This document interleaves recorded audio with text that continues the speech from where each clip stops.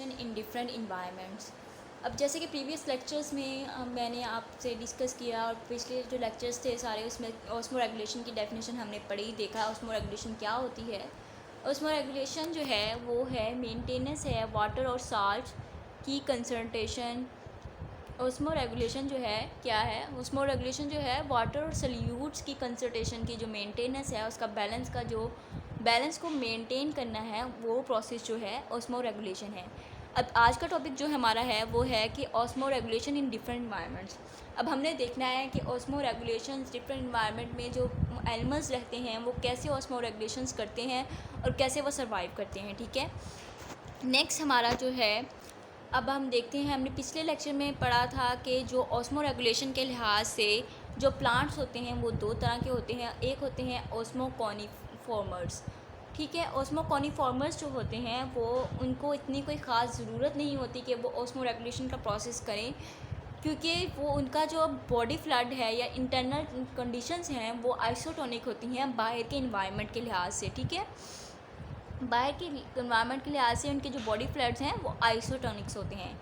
ठीक है, और ऑस्मो रेगुलेटर्स जो होते हैं वो आइसोटोनिक नहीं होते, उनके बॉडी फ्लड्स आइसोटोनिक नहीं होते, इसलिए उनको बार बार ज़रूरत पड़ती है कि वो ऑस्मो रेगुलेशन का प्रोसेस करें। उनके इंटरनल कंडीशंस आइसोटोनिक नहीं होती। अगर आइसोटोनिक नहीं होती तो फिर इंटरनल कंडीशंस कैसी होती हैं, अब ये सोचने की बात है। अब जाहिर सी बात है, तीन तरह की कंडीशंस हमने पढ़ी थी पिछले लेक्चर्स में, आइसोटोनिक, हाइपोटोनिक और हाइपरटोनिक। अगर आइसोटोनिक नहीं होती या तो फिर इंटरनल कंडीशन हाइपरटोनिक होगी या हाइपोटोनिक होगी। ठीक है, अब हाइपोटोनिक कंडीशंस जो मैंने आपको उस लेक्चर में भी पिछले लेक्चर्स में भी बताई थी वो क्या होती है कि जो आपकी आउटसाइड का कंडीशन है वो उसमें जो है साल्ट की कंसंट्रेशन जो होती है वो कम होती है, लेस साल्ट आउटसाइड, इसलिए जो है वाटर की एब्जॉर्प्शन जो है वो ज़्यादा होगी। और हाइपर है, हाइपर का मतलब ही, हाइपर जो है वर्ड ही किसी एक्सेस किसी चीज़ की ज़्यादती को शो कर रहा है, इसलिए जो उसका जो हाइपर होता है वो उसमें आउटसाइड यानी बाहर का जो इन्वायरमेंट होता है उसमें साल्ट की कंसंट्रेशन ज़्यादा होती है। ठीक है, और वाटर इसलिए ज़्यादा रिमूव होता है। ठीक है, और ये ऑस्मो रेगुलेटर्स ये होते हैं। उसके बाद आगे हम देखते हैं, सबसे पहले अब जो हमने इन्वायरमेंट डिस्कस करना है वो है मरीन एनिमल्स। अब जो मरीन एनिमल्स क्या अडॉप्टेशंस अडॉप्ट करते हैं ज़िंदा रहने के लिए, सर्वाइव करने के लिए, उसको देखने से पहले हमें पहले पता होना चाहिए कि मरीन एनिमल्स होते क्या हैं। ठीक है, मरीन एनिमल्स क्या होते हैं। अब मरीन एनिमल्स वो होते हैं जो ऐसी कंडीशंस में रहते हैं जहाँ पे सॉल्ट जो है वो ज़्यादा हो, सॉल्ट क्या हो, ज़्यादा हो।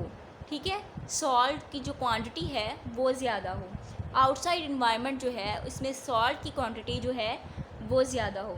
ठीक है, मरीन हो। और इस तरह की सबसे जो कंडीशंस हैं उसमें आप जो एग्जांपल लें तो सी जो है, समुंदर है, वो मरीन इन्वायरमेंट की बेस्ट एग्जांपल है। क्या कौन सा पानी, सी जो है वो बेस्ट एग्जांपल है मरीन इन्वायरमेंट के लिए। ठीक है, क्योंकि उसमें सॉल्ट की कंसंट्रेशन जो है वो ज़्यादा होती है। अब जो अडॉप्टेशंस जो मरीन एनिमल्स जो करते हैं वो हम देखते हैं कि जो ज़्यादातर इनवर्टिब्रेट्स एनिमल होते हैं वो ऑस्मो कॉनिफॉर्मर्स होते हैं। अब इनवर्टिब्रेट्स कौन से होते हैं, जिसमें स्पाइनल कोड ना हो, जिनमें बैकबोन ना हो, वो इनवर्टिब्रेट्स हैं। ठीक है, वो कहते हैं वो ऑस्मो कॉनिफर्स होते हैं। अभी मैंने थोड़ी देर पहले बताया आपको, ऑस्मो कॉनिफर्स जो होते हैं उनकी बॉडी कंसंट्रेशंस आइसोटोनिक होती हैं, इसलिए उनको ऑस्मो रेगुलेशन का प्रोसेस करने की इतनी ख़ास ज़रूरत नहीं महसूस होती। ठीक है, आगे जो है इसकी एग्जांपल जो है हैग, आगे जो है हैग फिश जो है वो आइसोटोनिक है या हैग, क्योंकि उसके बॉडी से उसको कोई फ़र्क नहीं पड़ता सी का पानी, सी समुद्र के पानी में कितनी नमक ज़्यादा है या कम है, उसकी बॉडी जो है वो आइसोटोनिक है, उसको इतनी ख़ास ज़रूरत नहीं है ऑस्मो रेगुलेशन करने के लिए। ठीक है, आगे जो मरीन एनिमल्स हैं उसमें हमने देखना है कि कार्टिलिजिनियस फिशेस। अब कार्टिलिजिनियस फिशेस होती क्या हैं, कार्टिलेजिनियस फिशेस क्या हैं? ये जो कार्टिलेजिनियस फिशेस होती हैं वो फिशेस होती हैं जो कि जॉड हों,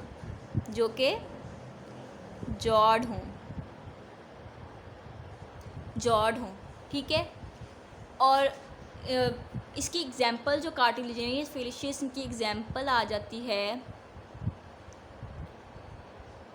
कार्टिलेजिनियस फिशेस जॉड होती हैं और इसकी एग्जांपल अगर हम देखें तो इसकी एग्जांपल में आ जाती है शार्क। इसकी एग्जांपल में शार्क आ जाती है और इसकी एग्जांपल में आ जाती है, हम ले लेते हैं रे फिश आ जाती है। बस ये इसी तरह लिख होता है, शार्क आ जाती है कार्टिलेजिनियस फिशेस में और रे फिश आ जाती है, ठीक है। अब हमने देखना है कि कार्टिलेजिनियस फिशेस क्या अडॉप्टेशन करते हैं। अब कार्टिलेजिनियस फिशेस जो हैं इनका करैक्टर ये है कि उनके जिस्म के अंदर जो है समुंदर के पानी की लिहाज से कम साल्ट होता है। जिस्म के अंदर कम साल्ट है लेकिन समुंदर के अंदर साल्ट ज़्यादा है, यानी हाइपोटोनिक कंडीशन है। यहाँ पे कौन सी कंडीशन है? हाइपो। यहाँ पे कौन सी कंडीशन है? हाइपो, क्योंकि इनसाइड साल्ट कम है, आउटसाइड ज़्यादा है। सो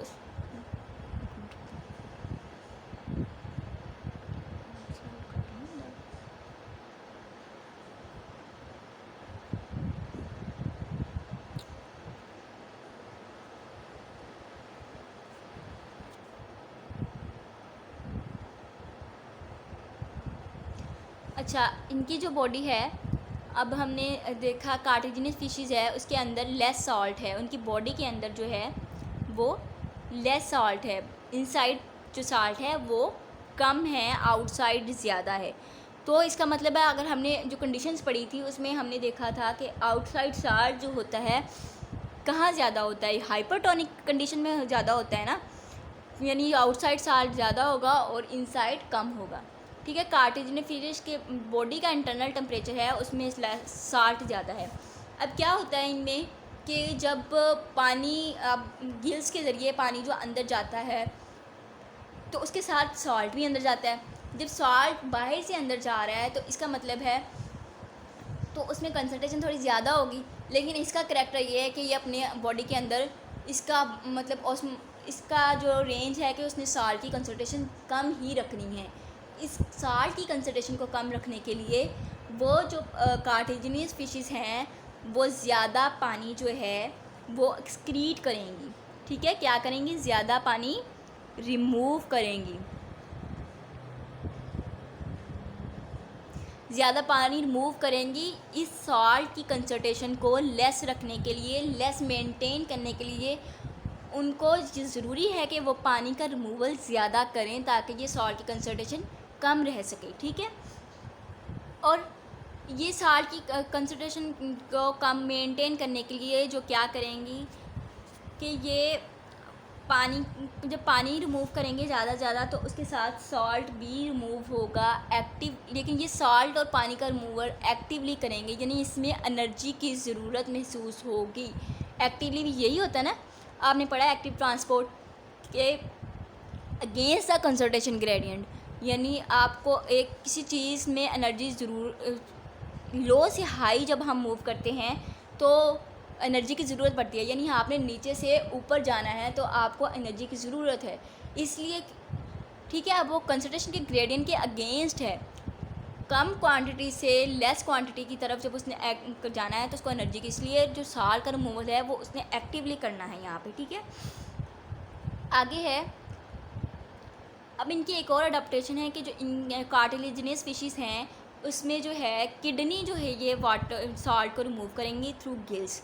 अब गिल्स क्या हैं? गिल्स जो हैं फिशेस के अंदर, गिल्स जो होते हैं फिशेस के अंदर एक रेस्पिरेटरी ऑर्गन्स होते हैं, ऐसे ऑर्गन्स होते हैं जिससे ये सांस भी ले सकती हैं और ये एक्सचेंज ऑफ गैसेस का काम भी कर सकते हैं। यानी अगर water exchange of gases, carbon या ऑक्सीजन की ट्रांसपोर्ट भी इनके ज़रिए हो सकती है और पानी की ट्रांसपोर्ट भी गिल्स ही करते हैं फिशेस में, ठीक है। अब किडनी क्या करेगी? उसने मतलब सिक्रीट कर दिया, साल्ट किडनी से सिक्रीट किया है साल्ट इन गिल्स के ज़रिए, ठीक है। और कार्टिलेजिनस स्पीशीज़ हैं उनके अंदर रेक्टल ग्लैंड्स भी होते हैं। अब रेक्टल ग्लैंड्स क्या होते हैं, ये ऐसे स्पेशलाइज सॉल्ट एक्सक्रीटिंग ऑर्गन हैं। ये मतलब इनका स्पेसिफिक फंक्शन होता है कि इन्होंने सॉल्ट को ही रिमूव करना है, ठीक है। और ये जो होते हैं ये फाइलम कोडेट में होते हैं, यानी कार्टिलेजिनस फिशेज़ में जो है रेक्टल ग्लैंड पाया जाता है और इसका स्पेसिफिक फंक्शन है कि इसने साल्ट को रिमूव करना है, ठीक है।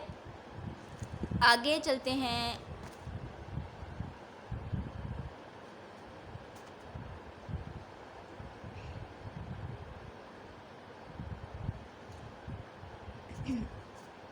अगले ये अडॉप्टेशन है, कहता है कि कुछ फिशेज़ ऐसी होती हैं उनके अंदर बज़ाहिर तो उनके बॉडी के अंदर थोड़ा साल्ट होता है, लेकिन वो साल्ट जो होता है हाइपरटोनिक होता है सी वाटर से। अब इसका क्या मतलब है, वो कहता है कि अब इसका मतलब है कि बज़ाहिर जो उसकी क्वांटिटी है वो थोड़ी है, लेकिन उसका जो अफ़ेक्ट है वो ज़्यादा टॉक्सिक है, ज़्यादा टॉक्सिक है, यानी सी वाटर के लिहाज से वो ज़्यादा तेज़ है मुकाबला पानी के लिहाज से, यानी वो ज़्यादा एडवर्स इफ़ेक्ट शो कर रहा है। वो बज़ाहिर जैसे जहर है, ठीक है, वो थोड़ी मकदार में भी अपना असर ज़्यादा करती है, ठीक है। अब कहता है कि बज़ाहिर कुछ फिशेज़ तो ऐसी होती हैं जो कि अपने जिस्म के अंदर थोड़ा साल्ट नमकियात जो हैं प्रोसेस करती हैं, लेकिन वो हाइपरटोनिक होती हैं नेचर में सी वाटर के लिहाज से, यानी ज़्यादा टॉक्सिक होती हैं, उनका अफेक्ट ज़्यादा होता है, ठीक है। अब इस चीज़ को ओवरकम करने के लिए, इसकी टॉक्सिसिटी की, इस साल्ट की टॉक्सिसिटी को ओवरकम करने के लिए या रिड्यूस करने के लिए, ठीक है, ये कुछ फिशेज़ जो हैं ट्राइमिथाइल अमाइन ऑक्सीडाइज अपने अंदर रखती हैं ताकि इसके इफ़ेक्ट्स से बचा जा सके, ठीक है। अब आगे एग्जांपल है बोनी फिशेज़ की। जो बोनी फिशेज़ हैं वो क्या अडॉप्ट करती हैं, वो लार्ज अमाउंट ऑफ वाटर पीती हैं एंड एक्सक्रीट कंसनट्रेटेड यूराइन। अब बोनी फिशेज़ में क्या है इसकी अडॉप्टेशंस कि वो क्योंकि वो साल्टी इन्वायरमेंट में रह रही हैं, ठीक है, अब वो ज़्यादा से ज़्यादा पानी पिएंगी ताकि जो उनके जिस्म में ज़्यादा नमकियात जा रही हैं उसको रिमूव किया जा सके। तो इस चीज़ को करने के लिए, साल्ट को रिमूव करने के लिए जो वो यूराइन होता है उनका वो कंसनट्रेटेड होता है।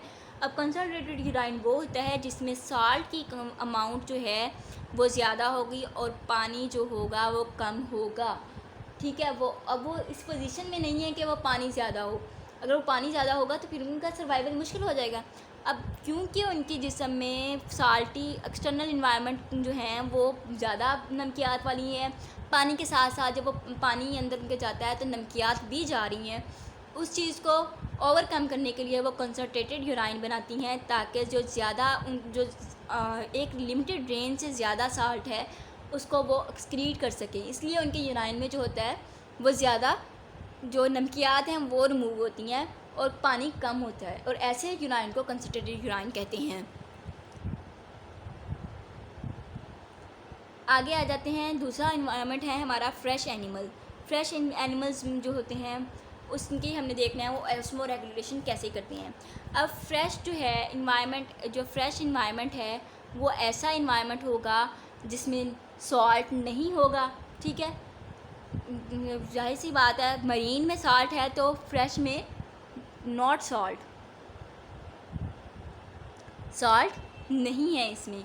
और इसकी फ्रेश जो इन्वायरमेंट है, फ्रेश जो आपके पानी आ जाता है उसमें, मरीन में हमारे पास सी की एग्जांपल थी, समुद्र का पानी है, लेकिन फ्रेश वाटर में आपके पास आ जाता है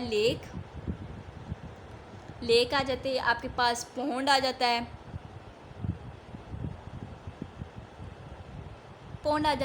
ठीक है।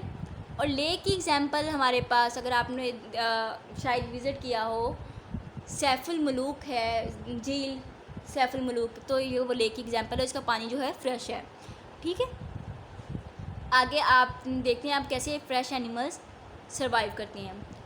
अब कहते हैं जो फ्रेश एनिमल होते हैं उसमें यहाँ पे वर्ड यूज़ किया गया है और आपकी बुक में ओस्मोटिक फ्लडिंग का वर्ड यूज़ किया गया है, body floods and loss of salt. Osmotic flooding का मतलब है कि यहाँ इनके अंदर इनके ऐसी कंडीशंस होती हैं कि इनके अंदर पानी जो है वो ज़्यादा होगा, ठीक है। पानी जो है वो आउटसाइड ज़्यादा होगा, ठीक है। और इनको जो है और इनका ख़तरा भी सबसे ज़्यादा यही है कि जो पानी है आउटसाइड से इनसाइड आएगा, इसलिए ओस्मोटिक फ्लडिंग का इनको खदशा रहता है।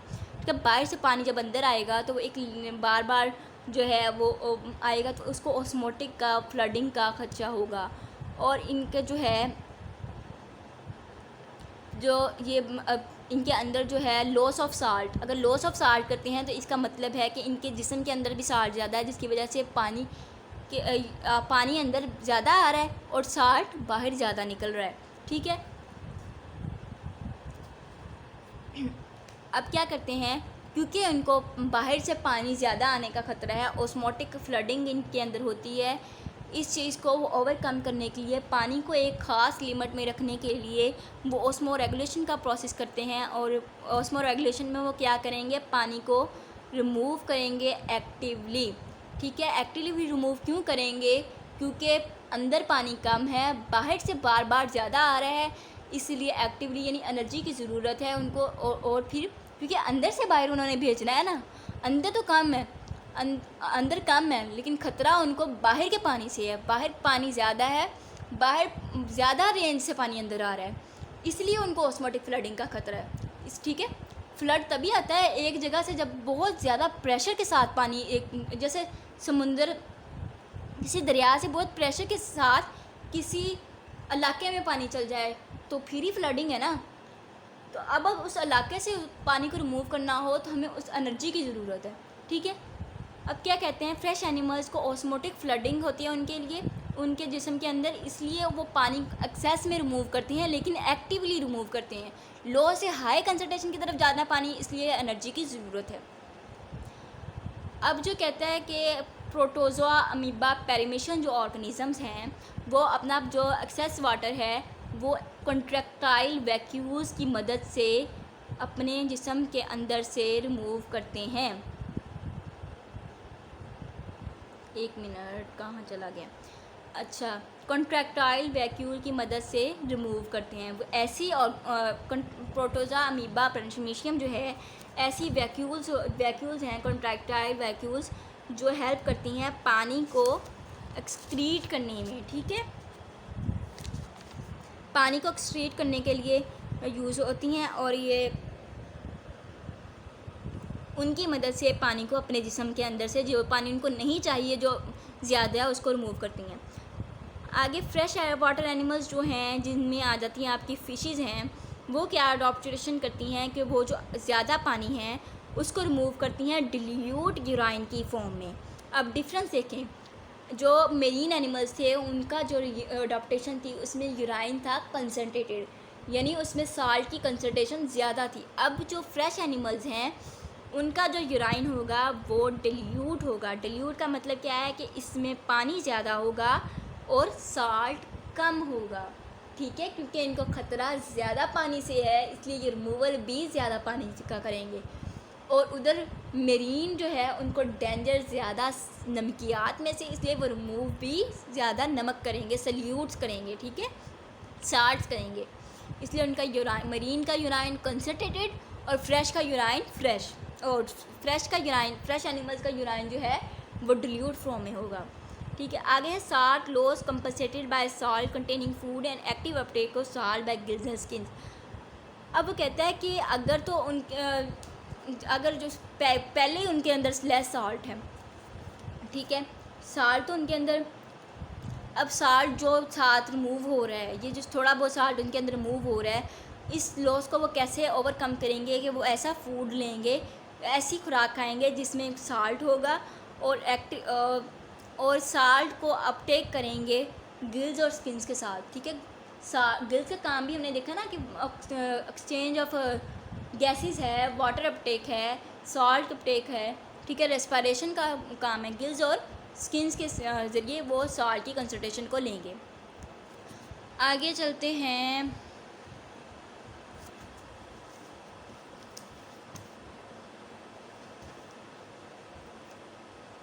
आगे हमारी इन्वायरमेंट आ जाती है टेरेस्ट्रियल इन्वायरमेंट। अब सबसे पहले देखते हैं कि टेरेस्ट्रियल एनिमल्स हैं कि यानी टेरेस्ट्रियल इन्वायरमेंट में जो जानवर रहते हैं वो कैसे ऑस्मोरेगुलेशन का प्रोसेस करते हैं सबसे पहले देखते हैं कि टेरेस्ट्रियल होता क्या है। अब टेरेस्ट्रियल इन्वायरमेंट जो होता है वो हम ड्राई कंडीशंस को कहते हैं, ठीक है। जहाँ पे ड्राई इन्वायरमेंट हो, जहाँ पे पानी का जो है पानी हो वो कम हो, ठीक है। पानी की अवेलेबिलिटी जो है वो कम है, ठीक है। और जो इन टेरेस्ट्रियल एनिमल्स हैं उनको ख़तरा यानी थ्रेट या डेंजर डिहाइड्रेशन का हो। डिहाइड्रेशन क्या होती है कि एक्सटर्नल कंडीशन के पानी जिस्म के अंदर पानी की कमी हो जाना, ठीक है। तो उस प्रोसेस को डिहाइड्रेशन कहते हैं। और ये पानी का जो बुखारात की शक्ल में उड़ जाना, पानी की कमी को पानी की रेंज पूरी ना होना, तो डिहाइड्रेशन हो जाता है, जिसकी वजह से अक्सर लोग बेहोश हो जाते हैं या उनका बीपी लो हो जाता है या वॉमिटिंग स्टार्ट हो जाती है। अगर हमें डिहाइड्रेशन वेपरेशन से भी हो सकती है, वॉमिटिंग से भी हो सकती है। तो ठीक है, आगे हम देखते हैं कि ये जो ऑर्गेनिजम्स हैं, टेरेस्ट्रियल एनिमल्स हैं, वो कैसे सर्वाइव करते हैं, ठीक है। और टेरेस्ट्रियल इन्वायरमेंट क्या होता है, जो ड्राई कंडीशंस होती हैं उसमें वाटर की अवेलेबिलिटी कम होती है और उनको ख़तरा क्या होता है, डिहाइड्रेशन का ख़तरा होता है, ठीक है। अब सबसे पहले जो है टेरेस्ट्रियल एनिमल में आर्थ्रोपोड्स और वर्टिब्रेट्स जो हैं, जो टेरेस्ट्रियल इन्वायरमेंट में सक्सेसफुली जो है कामयाबी से सर्वाइव कर लेते हैं। और इसमें मैमल्स आ जाते हैं, वर्टिब्रेट्स में मैमल्स आ जाते हैं, ठीक है, एनिमल्स आ जाते हैं। अब इनको ख़तरा किस चीज़ का है, डिहाइड्रेशन का। जब से पहले मैंने बताया कि वाटर लॉस हो जाना स्किन के ज़रिए या रेस्पिरेटरी ट्रैक के ज़रिए, तो एवेपोरेशन के ज़रिए, तो पानी की एक रेंज जो है पूरी नहीं हुई तो डिहाइड्रेशन इंसान को एनिमल्स को हो जाती है। अब अडॉप्टेशन जो हैं इनकी क्या हैं कि इनका बॉडी सरफेस जो होता है वो कवर होता है। कवर कैसे होता है, कवर कैसे होता है कि उनके ऊपर या तो स्किन होगी या फिर मेम्ब्रेन होगी। कवर्ड कैसे होगा कि या तो मेम्ब्रेन होगी या स्किन होगी। मेम्ब्रेन और स्किन क्यों होगी, ताकि जो है वाटर का लॉस ना हो सके, पानी जो है वेपोरेट ना हो सके, वेपोरेशन जो है कम से कम हो सके, इसलिए उनकी जो बॉडी है, उनका जिस्म है, वो ऊपर से कवर होगा स्किन के साथ या मेम्ब्रेन के साथ, ठीक है। आगे वैक्सी एक्सोस्केलेटन ऑफ इंसेक्ट्स। अब आपने देखा होगा कि जो इंसेक्ट्स होते हैं, जो हैं इंसेक्ट्स जैसे कॉकरोच वगैरह हैं, उनके जो स्केलेटन होता है, जो बाहर का स्केलेटन होता है, एक्सोस्केलेटन बाहर का स्केलेटन वैक्सी होता है और शाइनिंग होता है, ठीक। वैक्सी और शाइनिंग होता है, वो क्यों होता है, क्योंकि वैक्सी और क्यों होता है, ताकि जो लॉस है वाटर का वो कम हो, ठीक है, वाटर का लॉस कम हो। Multi layered dead keratinised skin cells, और इनके पास जो है वो जो है multi layer dead keratinised cells होते हैं। और ये एक और अडाप्टेशन जो है टेरेस्ट्रियल एनिमल्स करते हैं कि वो अपनी जो न्यूट्रिशन है, जो उनकी डाइट है, वो ऐसी रखते हैं कि वो पीते और जूसेस ऐसे लेते हैं या खाना ऐसे खाते हैं जो मॉइस्ट फूड हो, जिसका कंटेंट जो हो, जो न्यूट्रिशन है उसके, अगर हम उसके कंटेंट्स में देखें, उसके अंदर मॉइस्चर ज़्यादा हो, पानी जिससे हासिल हो सके, इस तरह का फूड वो खाते हैं या पीते हैं। अब वो कैसे,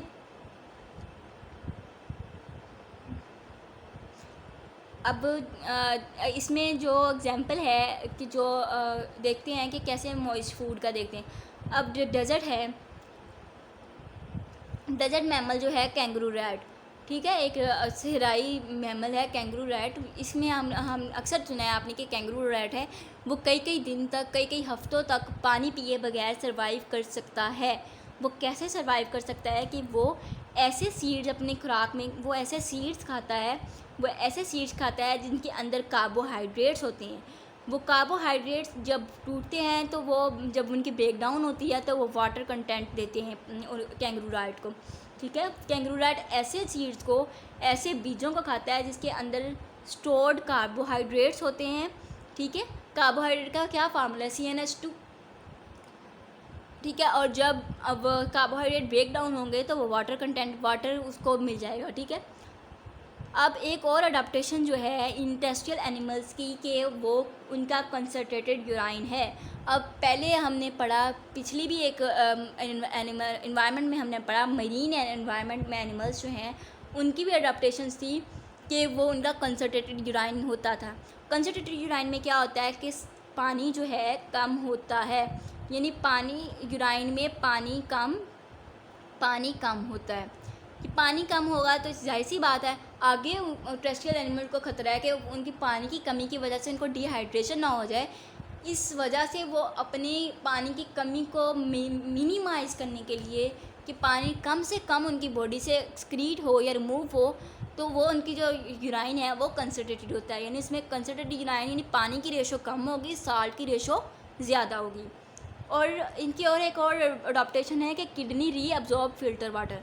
अब किडनी है वो क्या करती है कि जो आपका पानी आया उसने जितना पानी उसको जितना एक्सेस पानी है उसने कुछ चीज़ों को फ़िल्टर कर लेना है। ठीक है, उसने कुछ चीज़ों को सिलेक्ट कर लेना है कि ये चीज़ें काम की नहीं है, इसे एक्सक्रीट कर देना है। ठीक है, कुछ पानी को उसने फ़िल्टर करके दोबारा बॉडी में स्टोर कर देना है ताकि पानी की जो है वो कमी ना हो जाए। ठीक है, और इनके अंदर जो है टेरेस्ट्रियल एनवायरनमेंट हैं उनके अंदर एक मैकेनिज़्म ये भी है कि ये किसी एक ख़ास लिमिट तक डिहाइड्रेशन को टॉलरेट भी कर लेते हैं। यही नहीं होता एक थोड़ी सी, अगर ज़्यादा थोड़ी सी कमी हो गई है तब इंसान डिहाइड्रेशन फ़ौरन हो जाती है या इंसान फ़ौरन बेहोश हो जाता है। एक ख़ास लिमिट तक वो डिहाइड्रेशन को बर्दाश्त भी करते हैं टेरेस्ट्रियल एनिमल्स। ठीक है, वो प्यास, उनके अंदर ये कैपेसिटी होती है, वो प्यास को बर्दाश्त भी कर लेते हैं। ठीक है, और इस प्रोसेस को एनहाइड्रोबायोसिस कहते हैं। वो प्रोसेस जिसमें वो ऐसा प्रोसेस जो कि एनिमल्स अपने अंदर रखते हैं डिहाइड्रेशन को टॉलरेट करने का, उसको हम एनहाइड्रोबायोसिस कहते हैं। ठीक है, अब ये हमारा जो है यहाँ तक हमारे जो है osmo regulation in different animals हम हो गई। आज के टॉपिक में हमने देखा मेरीन एनिमल्स में स्टडी की, ऑस्मो रेगुलेशन फ्रेश एनिमल्स में की और टेरेस्ट्रियल एनिमल्स में की। ठीक है, हमने देखा कि कौन से एनिमल्स क्या अडॉप्टेशंस करते हैं सर्वाइव करने के लिए। अब आपको इसमें से कोई भी कन्फ्यूजन हो तो आप नीचे कमेंट सेक्शन में मुझसे पूछ सकते हैं, और मेरे चैनल को सब्सक्राइब करें, लाइक करें, शेयर करें। अल्लाह हाफिज़, बाय बाय।